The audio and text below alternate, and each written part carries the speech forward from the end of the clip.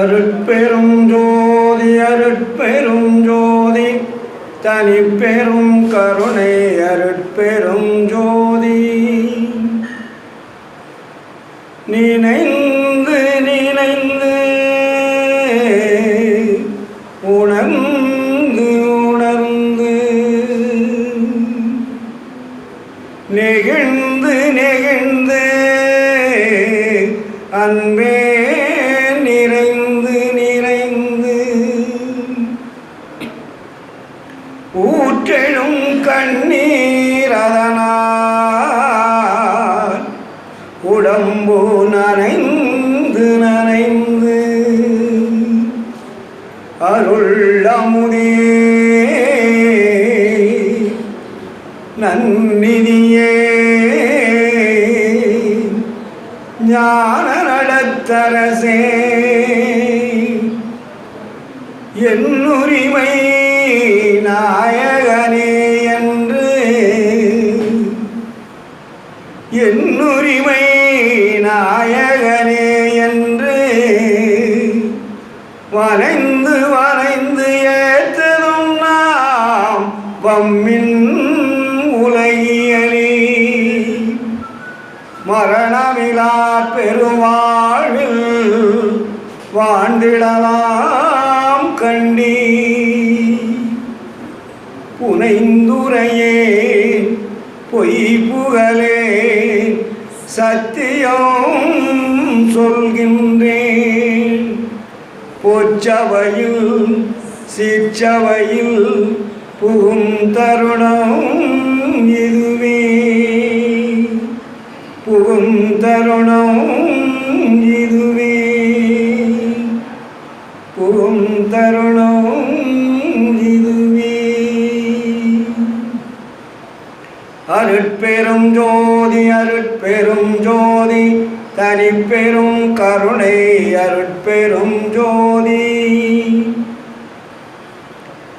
ஆன்மநேய ஒருமைப்பாட்டு உரிமை உடைய சகோதர சகோதரிகளே, உங்கள் அனைவருக்கும் முதற்கண் நன்றி கலந்த வணக்கத்தையும் வாழ்த்துக்களையும் தெரிவித்துக் கொள்கிறேன். இன்று வள்ளலாரின் தாயார் சின்னம்மையின் இல்லமான சின்னக்காவனத்திலே சமரசுத்த சன்மார்க்க சத்திய ஞான சபை சத்திய தர்மசாலை உருவாக்கி வள்ளலாருடைய பெரும் கருணையின் அடிப்படையில் சுத்த சன்மார்க்க செய்திகளை மக்களுக்கு கொண்டு செல்லும் வகையில் இங்கே சன்மார்க்க அன்பர்கள் ஒரு தீவிரமான அன்பு கலந்த ஆன்மீக தொடர்புடைய செய்திகளை இங்கே வாரி வழங்கி கொண்டிருக்கிறார்கள். சின்னக்காவனம் உலகம் போற்றும் ஒரு உயர்ந்த இடத்திற்கு வரக்கூடிய வாய்ப்பு இறைவனால் ஏற்படுத்தப்பட்டிருக்கிறது. ஏனென்றால் உலக ஒருமைப்பாட்டு உரிமையையும் ஆன்மநேய ஒருமைப்பாட்டு உரிமையையும் உலக மக்களுக்கு போதித்து இறைவனுடைய அருளை பெற வேண்டும் என்று ஒரு மாபெரும் சக்தி வாய்ந்த அருளாளரை பெற்றெடுத்த சின்னம்மையினுடைய இல்லம் இது. அதனால் இது பாக்கியம் பெற்றது இல்லையா? அதனால் இங்கே வள்ளலார் என்ன சொல்வார்? ஆன்ற சன்மார்க்கம் அடிப்பெற எனைத்தான் ஈன்ற முதலித்த எந்தனை இனியனத்தாயே என்று சொல்லுவார். அந்த அளவிலே அந்த இனிய நத்தாய் பெற்றெடுத்த குழந்தைதான் வள்ளல் பெருமான். அது நமக்கு கிடைத்த பெரும் பாக்கியம்.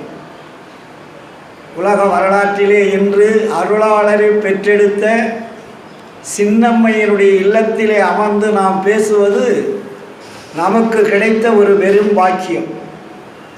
ஏன்னா உலகம் எனக்கு எத்தனையோ கோடி 700-800 கோடி மக்கள் வாழக்கூடிய சமுதாயத்தில் ஒரு குறிப்பிட்ட மனிதர்கள் மட்டும் வந்து செல்லக்கூடிய ஒரு வாய்ப்பு கிடைத்திருக்கிறது. அதிலே நாமும் ஒருவராக இருப்பது பெரும் மகிழ்ச்சி. அதனால் உங்களையெல்லாம் மாதம் மாதம் சந்தித்து உரையாடுவதே ஒரு பெரும் மகிழ்ச்சி. ஒரு மாதத்திற்கு வரலன்னாவே அது ஏதோ ஒரு பெரிய குறையாக இருக்கிறது. அந்த அளவிற்கு சின்னக்காவனத்தில் இருக்கக்கூடிய அன்பர்கள், தோழிகள், இங்கே செய்யக்கூடிய செயல்பாடுடைய சீலர்கள் அத்தனை பேருமே அன்பு கலந்து செயல்படக்கூடிய செயல் வீரர்கள். அந்த அளவிற்கு இங்கே சுத்த சன்மார்க்கத்தை தீவிரமாக விதைக்கக்கூடிய இடமாக நான் கருதுகிறேன். வடலூரை விட சின்னக்காவனத்திலே வள்ளலாருடைய முழு கொள்கையான சுத்த சன்மார்க்க கொள்கை, அதை விதைக்கக்கூடிய ஒரு மாபெரும் சக்தி வாய்ந்த இடமாக நான் சின்னக்காவனத்தை நினைக்கிறேன். நான் பல இடங்களிலே சொல்வதுண்டு.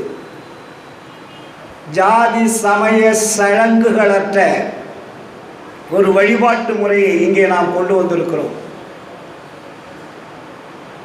எல்லா சங்கங்களிலும் பல ஆண்டுகளாக தமிழ்நாட்டிலே சங்கங்கள் இயங்கி கொண்டு வந்தாலும் குறுகிய காலத்திலே இந்த சின்னக்காவனத்தினுடைய செயல் வீரர்கள் இந்த ஒரு கட்டிடத்தை எழுப்பி தர்மசாலையும் சபையும் அமைத்து இங்கே சமயம், ஜாதி சமயம் மதம் இல்லாத, சடங்குகள் இல்லாத ஒரு வழிபாட்டு முறையை கொண்டு வந்திருப்பது பாராட்டிற்குரியது.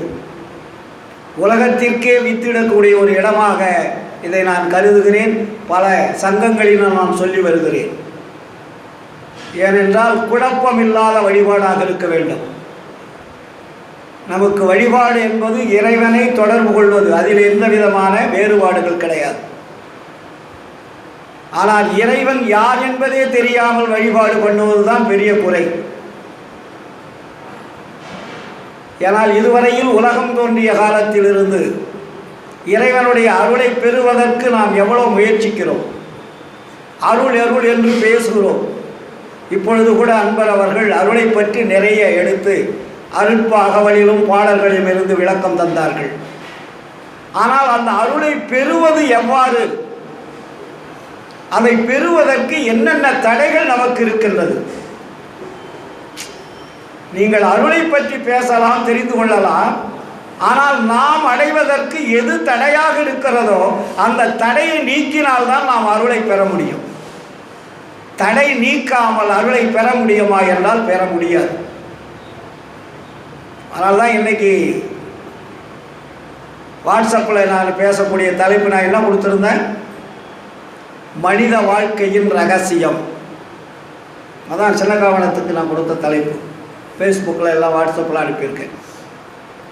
மனித வாழ்க்கையினுடைய ரகசியம் என்ன என்பதை நாம் புரியாமல் நாம் இறைவனை தொடர்பு கொள்ள முடியாது, இறைவனிடத்திலிருந்து அருளை பெறவும் முடியாது.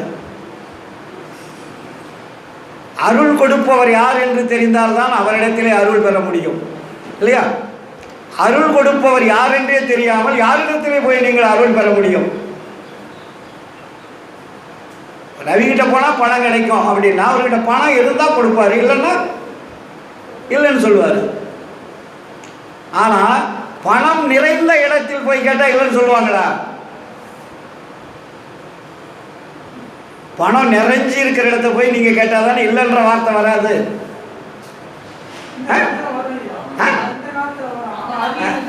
இல்லை, அதுக்கு தான் அந்த இல்லை என்று சொல்லாதவரைத்தான் நாம் தேட வேண்டும். இந்த உலகத்தில் இல்லை என்று சொல்லாத இருக்கக்கூடியவர் யார்?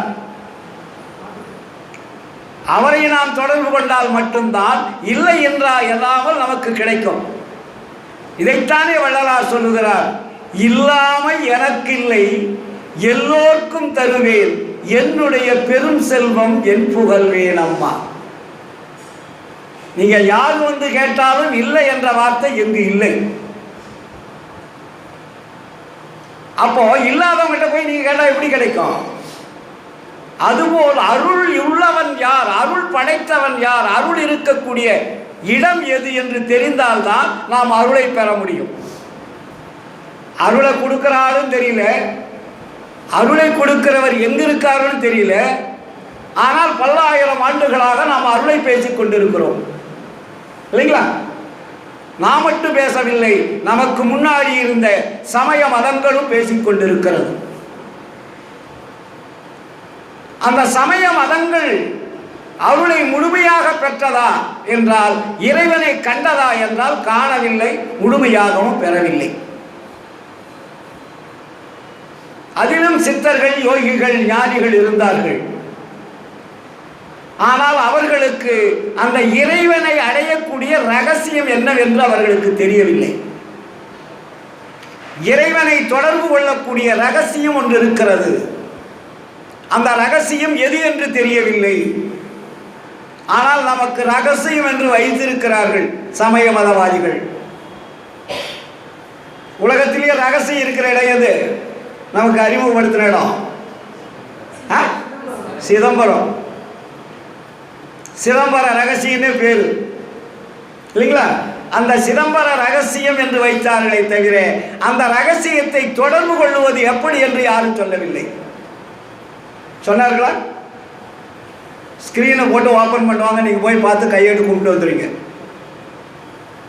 அதுதான் வழிபாடு. அங்க சிதம்பர வழிபாட்டில் சிதம்பர ரகசியம் என்று இருக்கிறது. அந்த சிதம்பர ரகசியம் என்றது ஒரு திரைச்சிலையால் மூடப்பட்டு இருக்கிறது. அதை திறப்பார்கள், நீங்கள் பார்த்து கைகூப்பி வந்து விடுவீர்கள். அருள் கிடைத்து விடுமா? இல்லை. அவர்தான் யார் என்று சொன்னார்களா? அந்த ஆண்டவருக்கு என்ன பேர் வச்சிருக்கிறார்கள்? ஓரளவுக்கு உண்மை தெரிந்தவர்கள் அதற்கு நடராஜர் என்று பெயர் வைத்தார்கள் இல்லையா? அதுக்கு பேர் என்ன? சிதம்பரம் கோயிலுக்கு நடராஜர் அப்படின்னா என்ன? ஆக்ஷன் பேர், செயல்படுவது. ஆட்டம், ஆட்டம்னா இயங்கிக் கொண்டே இருப்பது, அது நிற்காது. எது நிற்காமல் இயங்கிக் கொண்டிருக்கிறதோ அதுக்கு பேரு நடராஜர்.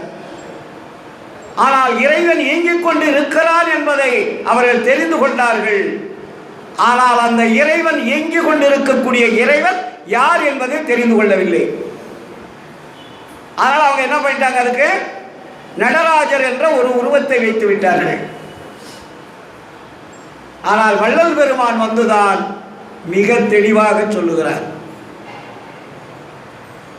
நீங்கள் வணங்கும் நடராஜர் வேறு, நான் சொல்லும் நடராஜர் வேறுனர்.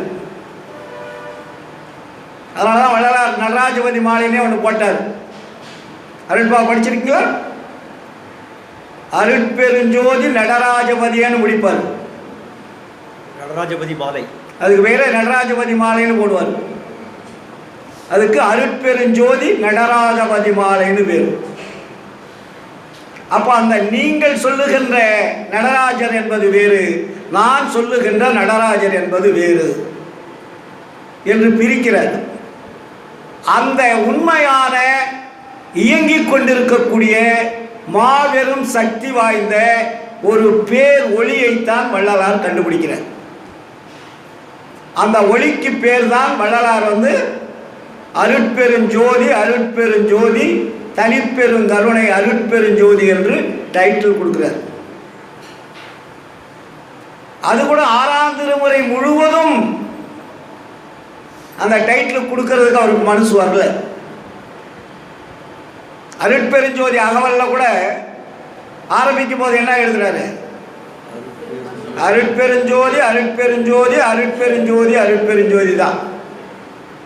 முடியும் போதும் அருட்பெருஞ்சோதி, அருட்பெருஞ்சோதி, அருட்பெருஞ்சோதின்னு தான் சொல்லுவார். ஆனால் இறைவனுக்கு டைட்டில் கொடுக்கலாங்க அவரு. நீங்கள் இறைவனை எப்படித்தான் கூப்பிட வேண்டும், அழைக்க வேண்டும் என்று டைட்டில் எப்போ கொடுக்கிறாரு? சித்தி விளாக திருமாளிகையில் பேருபதேசம் செய்கின்றார் இல்லைங்களா? பேருபதேசம் செய்யும் போது அந்த பேருபதேசத்தில் தான் இறைவன் யார் என்பதை ஒரு டைட்டில் நமக்கு கொடுத்தார். அந்த டைட்டில் தான், இது கூட நான் கொடுக்கவில்லை, இறைவனே எடுத்து கொடுக்கப்பட்ட மகா வாக்கியம் என்றார். இறைவனே எனக்கு எடுத்து கொடுக்கப்பட்ட மகா மந்திரம். அதுக்கு பேர் என்ன? மகா மந்திரம்னு பேரு. மகா மந்திரம் என்றால் அதற்கு மேல மந்திரம் கிடையாதுன்னு அர்த்தம். அதான் உயர்ந்த மந்திரம்.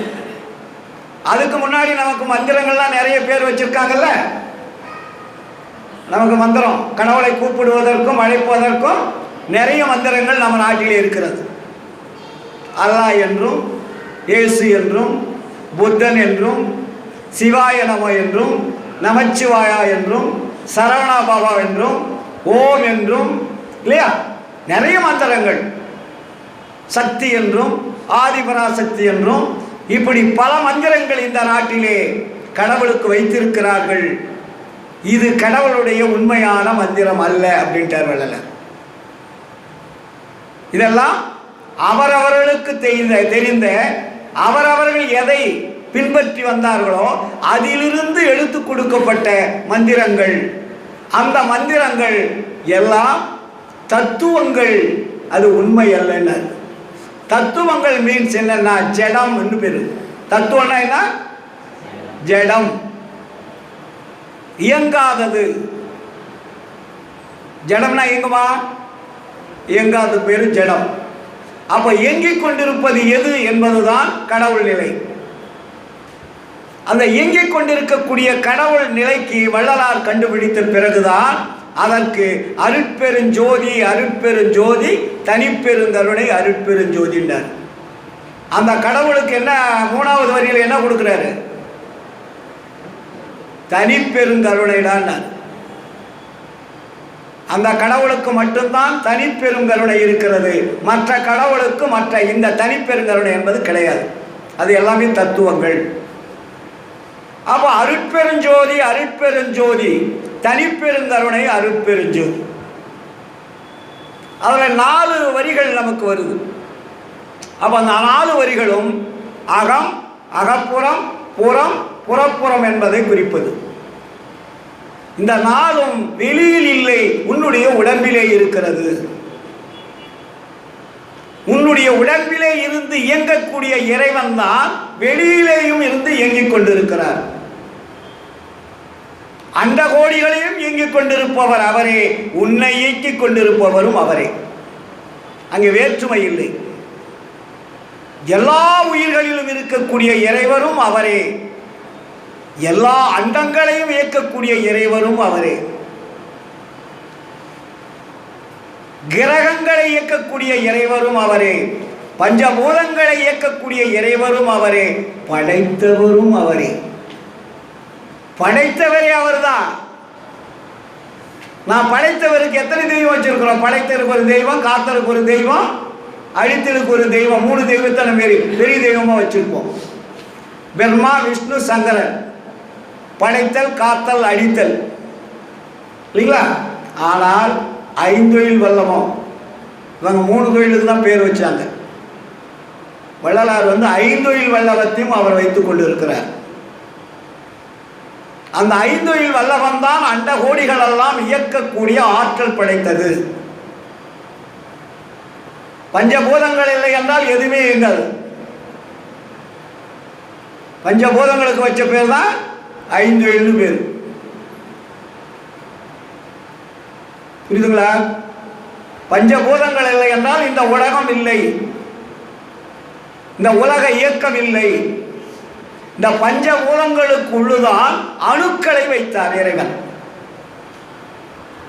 எல்லாமே அணுக்களுடைய கூட்டம். இந்த அணுக்களுடைய கூட்டம் தான் ஒன்றோட ஒன்று இணைக்கக்கூடிய சக்தி வாய்ந்தது. ஒரு பொருள் உருவாகும் என்றால் அது அந்த 5 பூதங்கள் சேர்ந்தால்தான் ஒரு பொருள் உருவாகும், இல்லை என்றால் உருவாகாது. அப்போ நீங்கள் மனிதர்களாக இருக்கின்றீர்கள், மற்ற உயிரினங்கள் இருக்கிறது, தாவரங்கள், ஊர்வன, பரப்பன, நடப்பன, தேவன், அசுரன், மனிதன். இந்த 7 குவாலிட்டி உயிருள்ள ஜீவர்கள். இவர்களெல்லாம் யாரு? உயிருள்ள ஜீவர்கள்னு பேர். தாவரங்களிலிருந்து மனிதர்கள் வரையும் உயிருள்ள ஜீவர்கள்.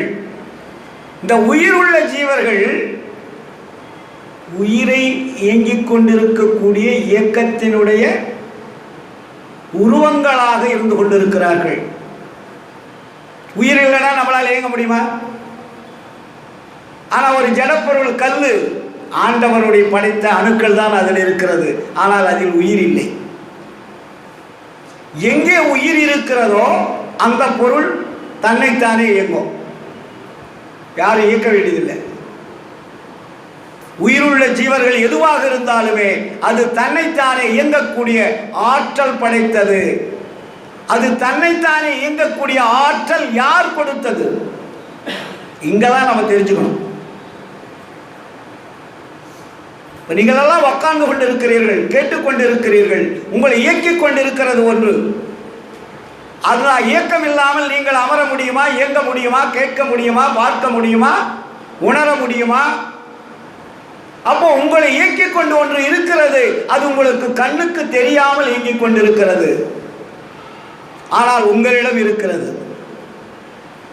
ஆனால் நம்மால் அதை தெரிந்து கொள்ள முடியவில்லை.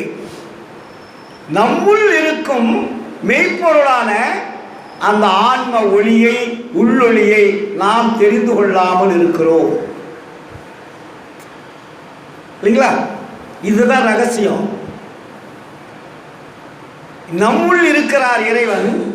நாம் அறிந்து கொள்ள முடியவில்லை, தெரிந்து கொள்ள முடியவில்லை, புரிந்து கொள்ள முடியவில்லை.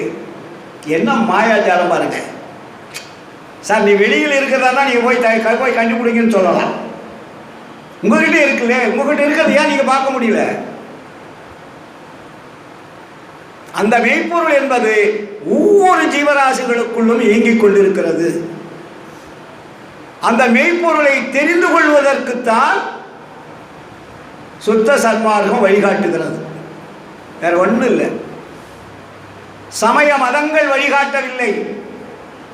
நண்பர் சொல்லியது போல அவர்கள் முக்தியுடன் நின்று விட்டார்கள், அதற்கு மேல் செல்லவில்லை. முக்தி என்றால் என்ன? உயிரை தெரிந்து கொண்டார்கள், ஆன்மாவை தெரிந்து கொள்ளவில்லை, கடவுளை தெரிந்து கொள்ளவில்லை. சார் சொன்னார் இல்லையா, முக்தி என்பது முன்னொரு சாதனம், அது சாத்தியம் அல்ல. சாதனம் என்பது வேறு, சாத்தியம் என்பது வேறு. சித்தி என்பதுதான் நிலை சேர்ந்த அனுபவம். எப்படி ஒரு கோயில் திருவிழாவில் கோயிலை சுற்றி வரும், அது கடைசியில் எங்கே வந்து நிற்கும்? நிலை சேர்ந்தது. அதுபோல நாம் எங்க போகணும்? கடைசியில் இறைவன்கிட்ட போகணும். இறைவன் அனுப்பிய ஆன்மா உலக வாழ்க்கையில் ஈடுபட்டு வாழ்ந்து முடிந்து பிறகு எங்கே செல்ல வேண்டும்? இறைவனிடமே செல்ல வேண்டும். ஆனால் ஒருவர் கூட இன்று வரையில் இறைவனிடம் செல்லவில்லை. வள்ளலார் மட்டும்தான் போயிருக்கார். இந்த ரகசியமெல்லாம் நமக்கு தெரிஞ்சிருக்கும். தெரிஞ்சாதானே நம்ம அந்த இடத்துக்கு போக முடியும். உலகம் தோன்றிய காலத்திலிருந்து, ஆன்மாக்கள் அனுப்பிய காலத்திலிருந்து, உயிர் தோன்றிய காலத்திலிருந்து, உடம்பு தோன்றிய காலத்திலிருந்து நாம் வாழ்ந்து கொண்டிருக்கிறோம், மாண்டு கொண்டிருக்கிறோம், பிறந்து கொண்டிருக்கிறோம். ஆனால் இறைவனிடத்திலே தொடர்பு கொண்டோமா என்றால் இல்லை. இறைவனை கண்டு கொண்டோமா என்றால் இல்லை. இறைவனிடத்திலே அருள் பெற்றோமா என்றால் இல்லை. இல்லை இல்லை என்ற வார்த்தை தான் நமக்கு வந்து கொண்டிருக்கிறதே தவிர கண்டேன், கழித்தேன், கலந்து கொண்டேன் என்ற வார்த்தை வரவில்லை. வள்ளலார் மட்டும்தான் சொன்னார். த கிரேட் மேன் உலக வரலாற்றில் கிடையாது. கண்டேன், கழித்தேன், கலந்து கொண்டேன் ஒரு வள்ளலார் தான். இறைவனை நான் கண்டேன், கழித்தேன், கலந்து கொண்டேன். அதுதான் நிலையறிந்து, கடவுள் நிலையறிந்து அம்மயமாதல். கடவுளுடைய நிலையை அறிந்து அவன் மயமாக தன்னை மாற்றிக்கொள்ளக்கூடியவன் எவனோ அவன்தான் இறைவனை கண்டவன், அவன்தான் அருளாளன், அவன்தான் பேரறிவாளன். அந்த ஒரு உண்மையை எடுத்து சொல்லவர் தான் வள்ளலார். ஏனால் நான் காணாதவன் கண்டுகொண்டதாக பொய் பேசுவது குற்றம் அல்லவா? நான் எதுவுமே தெரியாது, நான் பேசிட்டு தான் நீங்க என்ன சொல்லுவீங்க? இவன் வளர்றான்னுவீங்க. ஆனா வள்ளலார் இறைவனை கண்டுவிட்ட பிறகு, அருளை முழுமையாக பெற்றுவிட்ட பிறகு, இறைவனே தன்னை ஏற்றுக்கொண்ட பிறகுதான் நமக்கு அருப்பை எழுதுறார். 6ஆம் திருமுறை. அது வெளியே 6ஆம் திருமுறை எழுதல. சமய நூல்கள் போல தான் எழுதி வச்சிருந்தார். 1 to 5, 1 to 5 திருமுறை வரையும் சமயவாதிகள் எழுதியது போல் அவர் எழுதி வச்சிருந்தார். 6ஆம் திருமுறை மட்டும்தான் அருளால் எழுதப்பட்டது. ராமலிங்கம் என்ற உருவத்தால் எழுதப்பட்டதல்ல, அருளுடம்பால் எழுதியது, அருள் பெற்றுவிட்ட பிறகு எழுதியது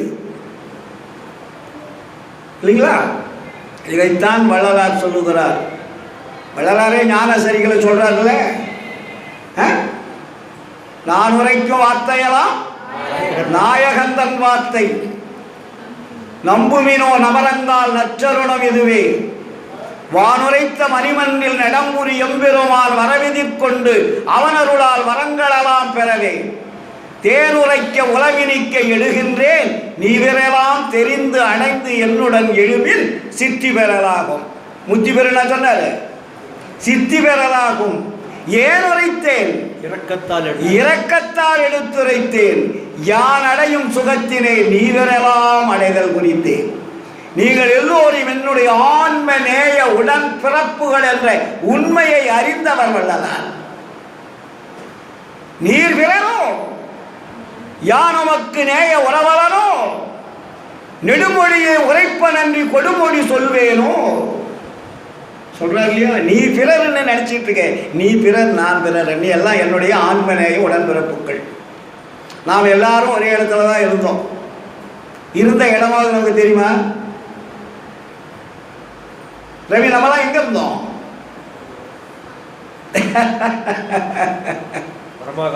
அதாவது இறைவன் இருக்கக்கூடிய இடம் என்பது என்ன இடம்? அருட்பெரு வெளின்னு அதுக்கு பேரு. நம்ம அருட்பெருஞ்சோதி ஆண்டவர் இருக்கிற இடத்துக்கு பேர் என்ன? அருட்பெரு வெளி, அருள் நிறைந்த பெருவெளின்னு அதுக்கு பேர். அங்க பஞ்சபோதங்கள் கிடையாது. அட்டகத்துல வரும் பாருங்க, அருட்பெரு வெளி முதல் பாட்டே அதுதான். அப்ப அந்த அருட்பெரு வெளியில யார் இருக்காரு? ஆண்டவர் இருக்காரு. ஆண்டவர் இருக்கக்கூடிய இடத்துல ஆன்ம உலகம், ஆன்ம உலகம் அங்க ஒரு தனி பிரிவு இருக்கு. அதுக்கு பேரு ஆன்ம ஆகாயன்னு பேரு. இதுக்கு கடவுள் இருக்கிற இடத்துக்கு அருட்பெரு வெளின்னு பேரு. நம்மெல்லாம் இருந்த இடத்திற்கு, ஆன்மா இருக்கக்கூடிய இடத்திற்கு ஆன்ம ஆகாயன்னு பேரு. அதே எல்லையில அந்த ஆன்மாக்களாக இருந்த இடத்துல தான் நம்மெல்லாம் ஒன்றா இருந்தோம். நம்மெல்லாம் அணு துகள்களாக, சிற்றணு வடிவங்களாக நாம் எல்லாம் ஒரே தன்மையுடன் இருந்தோம். அங்க பேதம் கிடையாது. ஆன்மாவுக்கு பேதம் இருக்கா? இல்லை. எல்லோரும் ஒரே தன்மையாக இருந்தோம், பேதம் இல்லாமல் இருந்தோம், ஒரே ஒளித்தன்மை. அதுதான் சிற்றணுன்னு பேரு. அதுக்கு பேர் என்ன? சிற்றணு. சிறிய துளி உள்ள அணுவாக இருந்தோம். அந்த அணுவுக்கு ஆண்டவரை பற்றி தெரியாது. நல்லா நீங்க புரிஞ்சுக்கணும் சர்மாரிகள். ஆண்டவர் இருக்கார் அருட்பெரு வெளியில, ஆன்மாகாசம் இருக்கிறது, ஆன்மாகாசத்திலே ஆன்மாக்கள் இருக்கிறது. இந்த ஆன்மாக்களுக்கு ஆண்டவர் யார் என்பது தெரியாது. அவருடைய குழந்தைகள் தான், அவர் தான் படைத்தவரே. ஆனால் படைத்த குழந்தைகள் என்ற ஆன்மாக்களுக்கு ஆண்டவர் யார் என்பது தெரியாது. இந்த ரகசிய உலகத்தில் யாருமே சொல்லல. அதை எப்பொழுது தெரிந்து கொள்ளும் என்றால், அருளை பெற்றால் மட்டும்தான் இறைவனை தெரிந்து கொள்ள முடியும். அது அருள் பெறவில்லை. அந்த ஆன்ம அணுக்கள் அங்கே இருக்கிறது. அது அருள் பெறுவதற்குண்டான ஒரு வாய்ப்பை இறைவன் உருவாக்குறார். அதனால்தான் அது அருள் பெறுவதற்காகத்தான், தன்னை அறிந்து கொள்ள வேண்டும் என்பதற்காகத்தான் இந்த பஞ்சபூத உலகங்களையே இறைவன் படைக்கிறார். சும்மா விளையாட்டுக்கு படைக்கல. இந்த பஞ்சபூத உலகத்தில் அந்த ஆன்மாக்கள் இந்த பஞ்சபூத உலகத்திற்கு உயிர் எடுத்து, உடம்பெடுத்து, வாழ்ந்து, சுகமோகங்களை, இன்பத் துன்பங்களை எல்லாம் அனுபவித்து, இறுதியிலே மனித பிறப்பு கிடைத்து மனித பிறப்பிலே இன்ப துன்பங்களை அனுபவித்து இந்த பிறவி எதனால் கிடைத்தது என்பதை உணர்ந்து இந்த பிறவில் எதை எதை விட வேண்டுமோ அதையெல்லாம் விட்டுவிட்டால் மட்டுமே இறைவனுடைய அருள் கிடைக்கும். அது வெளியே அருள் கிடைக்காது. இறைவனுடைய அருள் முழுமையாக கிடைத்தால் நீங்கள் செல்ல வேண்டிய அவசியம் இல்லை. இறைவனே வந்து உங்களை அழைத்து கொண்டு போவார். அப்படி அழைத்து கொண்டு போறது எதுக்கு சார்? நம்ம தான் இந்த உலகத்தில் இன்ப துன்பமோட வாழ்ந்துட்டோம். அருள் கிடைத்து அருள்னால நாம் அடைய வேண்டிய லாபம் என்ன கேட்போம் இல்லையா? இப்போ லாப நஷ்ட கணக்கு நமக்கு தெரியுது உலகியல் வாழ்க்கையில். அருள் பெற்றால் அதனால் என்ன லாபம் அப்படி என்று பார்க்கின்ற பொழுது அதுக்கு பேர் தான் ஆன்ம லாபம்னு பேர் வச்சார் வள்ளலார். அதுக்கு பேர் என்ன? ஆன்ம லாபம்.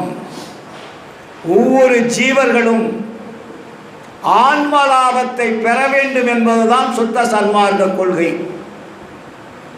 அந்த ஆன்ம லாபத்திற்குள்ள எத்தனை லாபங்கள் இருக்கிறது உள்ளே தெரியுமா? 3 லாபம் இருக்கு. முதல் ஆன்ம லாபம் பெற வேண்டும். அந்த ஆன்ம லாபத்திற்குள்ள 3 லாபங்கள் உங்களுக்கு வெளியே வரும். இம்மை இன்ப லாபம், மறுமை இன்ப லாபம், பேரின்ப லாபம். நீங்க ஆன்ம லாபத்தை அடைந்தால்தான் இந்த 3 லாபங்களுக்கும் உங்களுக்கு பிளஸ் ஆகும். ஃபர்ஸ்ட் டெஸ்ட் அதான். அப்ப ஆன்ம லாபம் பெறுவதற்கு நீங்கள் என்னவா மாறணும்? ஆன்ம நேய ஒருமைப்பாட்டு உரிமை என்ன என்பதை நீங்க புரிஞ்சுக்கணும். அது புரியாத வரையில் ஆன்ம லாபம் கிடைக்காது. அதனால்தான் சுத்த சன்மார்க்கத்தின் முக்கிய லட்சியமாகிய ஆன்மநேய ஒருமைப்பாட்டு உரிமை வேண்டும்னு போட்டார். அங்க ஸ்ட்ராங் பண்ணார் வள்ளலார். நம்மலாம் படிச்சுக்கிட்டு இருக்கிறோம், சிந்திக்கணும். அப்ப ஆன்மநேய ஒருமைப்பாட்டு உரிமை என்பது நமக்கு இப்போ இருக்கான்னா இல்லை. பேதங்கள் இல்லைங்களா? ஜாதி பேதம், சமய பேதம், மத பேதம், இந்த 3க்குள்ள தான் உலகத்தில் எல்லா பேதமே அடங்கியிருக்கு. பேதம் எப்போ வருது? ஜாதியால், சமயத்தால், மதத்தால் பேதங்கள் நமக்கு உருவாச்சு. இந்த 3 பேதங்களுக்குள்ள கோடான கோடி பேதங்கள் இருக்கிறது. சமயங்களில் எத்தனை ஆயிரம் இருக்குதுன்னு தெரியுமா? ஜாதியில் எத்தனை ஆயிரம் இருக்குன்னு தெரியுமா? மதங்கள் எத்தனை என்று தெரியுமா? இதையெல்லாம் நாம் ஆன்மாக்களாகிய நாமை, ஆன்மநேய ஒருமைப்பாட்டு உரிமையுடன் வாழ வேண்டிய நம்மை இது எல்லாம் பிரித்து விட்டது. இதெல்லாம் என்ன பண்ணிச்சு? நம்மள பிரிச்சிடுது. பிரிச்சதுனா வேற்றுமையாக்கி விட்டது. ஜாதியால், சமயத்தால், மதத்தால், இல்லைங்களா? அப்போ இதைத்தான் வள்ளலார் நமக்கு சொல்லுகிறார். இந்த உடம்பின் ரகசியம் தெரியாமல், ஆன்மாவின் ரகசியம் தெரிந்து கொள்ளாமல் நீங்கள் இறைவனுடைய அருளை பெற முடியாது. பெற முடியுமா? பேசிட்டு இருக்கலாம். அதைத்தான் வள்ளலார் சொன்னாரு. முதல் ரகசியம் நீங்க தெரிஞ்சுக்கோன்னார். பிரம்ம ரகசியம் பேசி என்ன அகவல்ல சொல்றாரா? சொல்றாரு, படிக்கிறீங்களே. பாரு, அம்மாலாம் அருட்பெருஞ்சோதி அகவல ஆயிரக்கணக்கான தடவை பாடியிருக்கிறாங்க. ஒரு தடவை 2 தடவை இல்லை. அவங்களுக்கு அப்படியே ஃபிக்ஸ் ஆகிருக்குது. அப்போ நிறைய படித்திருக்கிறோம். படிக்கக்கூடிய வாய்ப்பு இறைவன் நமக்கு கொடுத்துருக்காரு. அதே பாக்கியம்தான். இந்த பிறவிலே எல்லாம் கண்டதெல்லாம் படிக்காம அருட்பாவை படிப்பதற்கும் அருட்பெருஞ்சோதி அகவலை படிப்பதற்கும் கிடைத்த வாய்ப்பு பெரிய வாய்ப்பு. அதையும் வள்ளலார் சொல்வார். என்னன்னு சொல்றாரு? பார்த்தாலும் நினைத்தாலும் படிக்காலும் படிக்க பக்கம் என்று கேட்டாலும் பரிந்து உள் உணர்ந்தாலும் ஈர்த்தாலும் கட்டி அணைத்தாலும் இத்தனைக்கு தித்திக்கும் இனித்த சுவைக்கரும்பேன்னு வரும். இல்லைங்களா? அது ஒரு பெரிய பாக்கியம் நமக்கு. அதனால் நம்ம என்ன தெரிஞ்சுக்கணும்? உடம்பு ஒரு வகை தெரிஞ்சாதான் அருளை பெறுவது வகையை நம்ம தெரிஞ்சுக்க முடியும். அந்த ரகசியம் நம்ம முதல்ல தெரிஞ்சுக்கணும். உடம்பு அந்த ரகசியத்தை வெளியே யாராவது சொல்லியிருக்காங்களா? ஆளாளு கொண்டு சொல்லுவாங்க. நம்ம உடம்பு எடுத்த ரகசியம் தெரியுமா சார்? நமக்கு தெரியாது. எத்தனை கோடி பிறவிகள் வந்தது என்று தெரியாது. இது எத்தனையாவது பிறவி என்பதும் தெரியாது. மறுபடியும் எங்க போறோம் என்பதும் தெரியாது. இல்லை மரணமில்லா பெருவாழ்வு வருமா, இல்லை மரணம்தான் வருமா என்பதும் தெரியாது. மரணம் வந்தால் அடுத்த பிறப்பு என்ன என்பதும் நமக்கு தெரியாது. இதை தெரிஞ்சுக்கணும் சுத்த சன்மாரிங்க. இதை தெரியாம இறைவன் அருளை பெற முடியாது. இதைத்தான் வள்ளலார் இங்க ஸ்ட்ராங் பண்றார். உடம்புறு வகையறி உயிர் வகையை அறி உடல் வறுக்க உண்டு நிதம் உறங்குதற்கு அறிந்தி மடம்புகு பேய் மனத்தாலே மயங்குகின்றீர் மனதை வசப்படுத்தும் வழிதுரை கற்றறீர். இடம்பெறு பொய் வாழ்க்கையிலே இன்பம் துன்பம் அடுத்தே எண்ணி எண்ணி இழக்கின்றீர் ஏழை உலகீரே. நடம்புரி என் தனித்தந்தை வருகின்ற தருணம் இது நன்னியது நன்னுவினோ புண்ணியம் சார்வீரே. உடம்பு வந்த வழி தெரியவில்லை, உயிர் வந்த வழி தெரியவில்லை, மரணம் வருகின்றது என்பதும் நாம் தெரிந்து கொண்டு இப்படியே வாழ்ந்து கொண்டிருக்கிறோம். இறுதியில் நாம் எங்கு செல்வோம், என்ன ஆவோம் என்பது நமக்கு தெரியாது.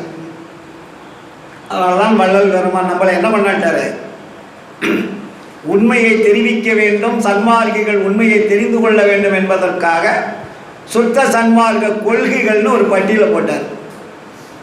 அதுக்கு என்ன, கொள்கைகள் இல்லாத எதுவுமே நடக்காது. நடக்குமா ரவி? இன்னைக்கு அரசியல்வாதி கூட அவனுக்கு ஒரு கொள்கை சொல்லிட்டு உட்காந்துருக்கான். என் கொள்கை இது, உன்னுடைய கொள்கைன்னு. எல்லாத்துக்கும் கொள்கைகள் வேணும். ஆனால் வள்ளல் பெருமான் சுத்த சன்மார்க்கத்தை என்று ஒரு கொள்கையை வகுத்தார். அந்த கொள்கையை நாம் படிச்சிருக்கிறோமா? படிக்கிறோம் இல்லை?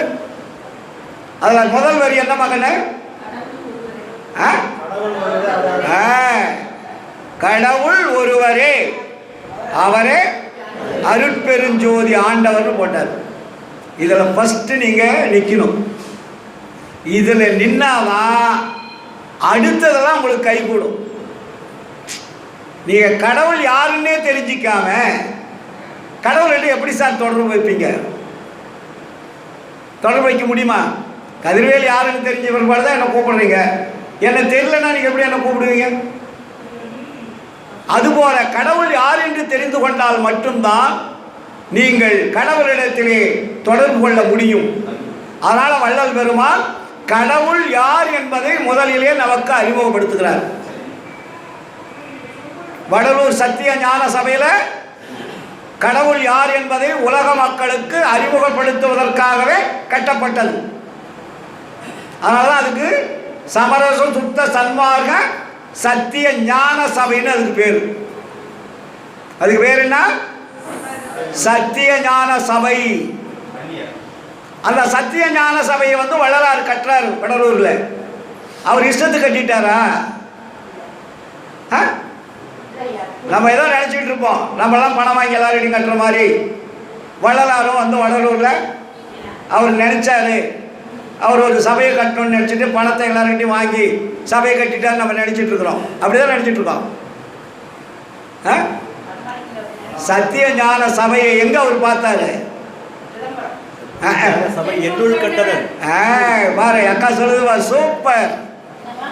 சத்திய ஞான சபை என்னுள் கண்டனன் சன்மார்க்க சித்தியை யான் பெற்றுக் கொண்டனன். சத்திய ஞான சபை எங்க பார்த்தார்? அவரு தன் உள்ளத்திலே பார்த்தார். அது எங்க இருக்கிறது என்பதை கண்டார். அந்த சத்திய ஞான சபைதான் ஐயா சொன்னார் இல்லையா, கண்டத்துக்கு மேல சிரசு. இதுக்கு மேல இருக்கக்கூடிய இடத்தில் தான் இறைவன் இருக்கிறார். அதனால்தான் சத்திய ஞான சபை என்னுள் கண்டனன் சன்மார்க்க சித்தியை யான் பெற்றுக் கொண்டனன். சபை எனது உளமென தானமந்து எனக்கு அபயம் அளித்ததோர் அருட்பெருஞ்சோதி. சத்திய ஞான சபையை கட்டியது வள்ளலார். தன் உள்ளே இறைவன் இருப்பது, இறைவன் இருக்கக்கூடிய இடம் எப்படிப்பட்டது என்பதை அவன் கண்ணாலே கண்டு அதை உலக மக்களுக்கு தெரிவிக்க வேண்டும் என்ற பேராவல் கொண்டுதான் சத்திய ஞான சபையை கட்டுறார். அதுக்கு எத்தனை வாசல் வச்சாரு? 8 எண்கோண வடிவம்னு பேர் இருக்கு. அது எண்கோண வடிவமான சத்திய ஞான சபை. நம்ம சமயவாதிகளெல்லாம் உள்ள நுழைஞ்சு என்ன பண்ணிட்டாங்க? போ ஒரு வழியாக்கி வச்சிருக்காங்க. இது எப்போ மாறுன்னு ஒன்றும் தெரியாது. சத்திய ஞான சபை என்பது எண்கோண வடிவமானது. 8 பக்கமும் கதவுகள் வைத்து கட்டப்பட்டது. 8 பிரகாரமும் 8 கதவுகளும் திறக்கப்பட வேண்டியது. எங்கிருந்து பார்த்தாலும் இறைவன் தெரிய வேண்டும். திரைகளெல்லாம் இருக்கக்கூடாது. ஆண்டவனுக்கு எதுக்கு திரை? உன்னுடைய ஆன்மாவுக்கு திரை போடு. நீ ஆண்டவனுக்கு திரை போடுவது யார் சொன்னது? ஆண்டவனை தெரிய ஒட்டாமல் மறைக்கக்கூடியது உன் ஆன்மாவை மறைத்துக் கொண்டிருக்கக்கூடிய மாயா திரைகள். அது பல வண்ணங்களாக இருந்து கொண்டிருக்கிறது. அந்த வண்ண திரைகளை நீங்கள் அருட்பெருஞ்சோதி ஆண்டவருக்கு போடலாமா? உங்களுடைய திரைகள் நீக்க வேண்டும். உங்களுடைய ஆன்மாவை மறைத்துக் கொண்டிருக்கக்கூடிய அஞ்ஞானம், அறியாமை என்னும் திரைகள் நீக்கப்பட வேண்டும். அப்பொழுதுதான் இறைவன் உங்களுக்கு காட்சி கொடுப்பார். திரைகள் நீங்காமல் காட்சி கொடுக்கவே மாட்டார். இது இன்னும் காலங்கள் மாறும். அதே சத்தியஞான சபை கட்டுவதற்கு வள்ளலார் யாரிடத்திலும் பணம் வாங்கவில்லை. ஞாபகம் வச்சுங்க. அப்ப பணம் அவர் சம்பாதிச்சாரா, வியாபாரம் பண்ணாரா? இல்லை. சத்திய தர்மசாலை கட்டுகின்றார். எல்லோரிடத்திலும் பணம். அவரவர்களால் முடிந்த பொருளை கொடுத்து அதனால் வரக்கூடிய லாபத்தை, ஆன்ம லாபத்தை பாகம் செய்து கொள்ளுங்கள் என்று சொல்லுகிறார். சத்திய தர்மசாலை திறப்பு விழாவிற்கு, சத்திய ஞான சபை கட்டுவதற்கு யாரிடத்திலும் வள்ளலார் பணம் வாங்கவில்லை.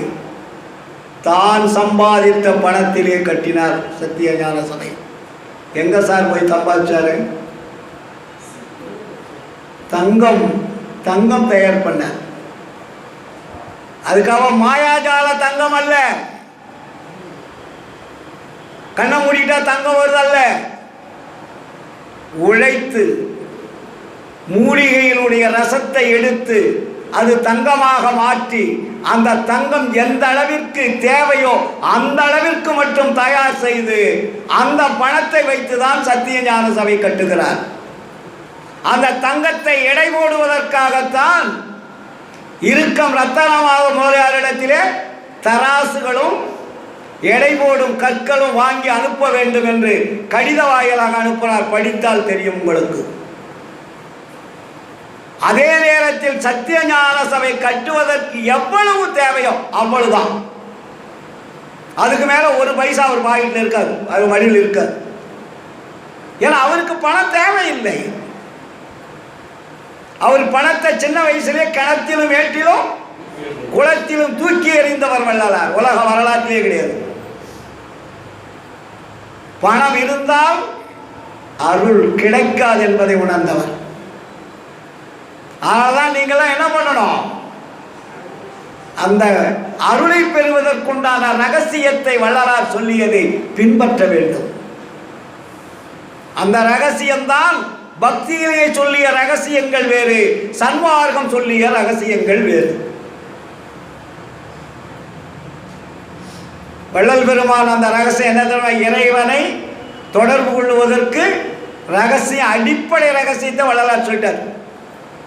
அதுக்கு பேர் தான் ஜீவ காருண்யம். கடவுளை நீங்கள் தொடர்பு கொள்வதற்கு எது தடையாக இருக்கிறது என்றால் ஜீவகாருண்யம் இல்லாமை தடையாக இருக்கிறது. ஜீவகாருண்யம் என்ன? உயிர் நேயம். ஜீவன்னா உயிர். உயிர் நேயம் ஒவ்வொரு மனிதனுக்கும் இருக்க வேண்டும். அதனால்தான் முதல் வள்ளலார் என்ன பண்ணாரு? தர்மசாலையை கட்டினார்.